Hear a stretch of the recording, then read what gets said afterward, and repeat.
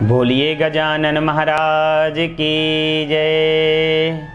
सर्व मंगल मांगल्ये शिवे सर्वार्थ साधिके शरण्ये त्र्यंबके गौरी नारायणी नमोस्तुते। आइए आज हम आपको नवरात्रि पूजन के विधि के बारे में बताना चाहेंगे। हमारी हिंदू परंपरा के अनुसार हमारे सनातन धर्म के अनुसार नवरात्रि 4 होती है। 2 नवरात्रि उजागर, 2 नवरात्रि गुप्त होती है। अतः वह उजागर नवरात्रि कौन सी है? उजागर नवरात्रि वैसे हिंदी मास में आश्विन मास, जिसको कुंवर का महीना कहते हैं, अक्टूबर में ज्यादातर होती है। दूसरी नवरात्रि जो चैत्र मास में होती हैं वह अप्रैल मास में ज्यादातर मानी जाती है। और 2 जो गुप्त हैं वह एक जुलाई पे और दूसरी लगभग फरवरी पे। जुलाई पे आषाढ़ शुक्ल पक्ष प्रतिपदा से 9 दिन गुप्त नवरात्रि, माघ शुक्ल पक्ष प्रतिपदा से नवमी तक लेकर के गुप्त नवरात्रि, ये 2 गुप्त हैं। इन चारों में पूजन करने से भक्तों को मिलता क्या है? ये 4 नवरात्रि हैं, 4 प्रकार के फल मिलते। धर्म, अर्थ, काम, मोक्ष, यह 4 प्रकार के फल भक्तों को मिलते हैं। इन चारों में हमें मां भगवती का पूजन करना चाहिए। गुप्त नवरात्रि का जो पूजन होता है उसमें विशेष फल होते हैं। मां भगवती उसमें पूजन करने से और भी ज्यादा प्रसन्न होती हैं। मेरे भक्त लोग मेरी गुप्त नवरात्रि का पूजन करते हैं, इसलिए और बहुत श्रद्धा से रख करके गुप्त नवरात्रि का पूजन करना चाहिए। देखिए, प्रथम दिन, प्रथम नवरात्रि में देवी का नाम शैलपुत्री है।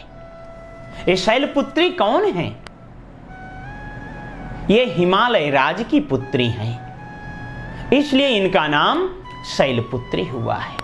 नवरात्रि में प्रथम मानी जाती है। प्रथमं शैलपुत्री च द्वितीयं ब्रह्मचारिणी तृतीयं चंद्रघंटेति कूष्मांडेति चतुर्थकं पंचमं स्कंदमातेति षष्ठं कात्यायनीति च सप्तमं कालरात्रीति महागौरीति चाष्टमं नवमं सिद्धधात्री च नवदुर्गा प्रकीर्तिताः। यह 9 प्रकार की देवियों का वर्णन किया गया है श्लोक के माध्यम से। तो ये प्रथम दिन शैलपुत्री देवी का पूजन कैसे करें? जैसे ही नवरात्रि का, शारदीय नवरात्रि का आरंभ हो, उस दिन मातेश्वरी की मूर्ति को घर में स्थापित करें। आजकल लोग माता जी की मूर्ति अपने पास पड़ोस के लोगों को इकट्ठा करके एक सामूहिक स्थल में भी स्थापना करते हैं। वो भी करने का बहुत पुण्य है, बहुत लाभ है। पर यदि आप घर में करना चाहते हैं तो पीतल की मूर्ति, चांदी की मूर्ति, सोने की मूर्ति या मिट्टी की जो आजकल मूर्तियां मिल रही हैं बाजार पे, उनको भी ला करके स्थापना कर सकते हैं। स्थापना करने के बाद आप अपने आचार्य जी को बुलाइए, उनके द्वारा स्थापना करवाइए भगवती की। सामग्री में रोली, मोली, चावल, सिंदूर, पंचामृत, माला, फूल, फल और सुंदर सा कलश ला करके स्थापना करवाइए। उसमें खेतड़ी बोना चाहिए। उसमें जो जौ आदि बोए जाते हैं मिट्टी में लगा करके, क्यों? इसलिए बोना चाहिए कि वो सुख शांति के प्रतीक हैं जो जौ बोए जाते हैं।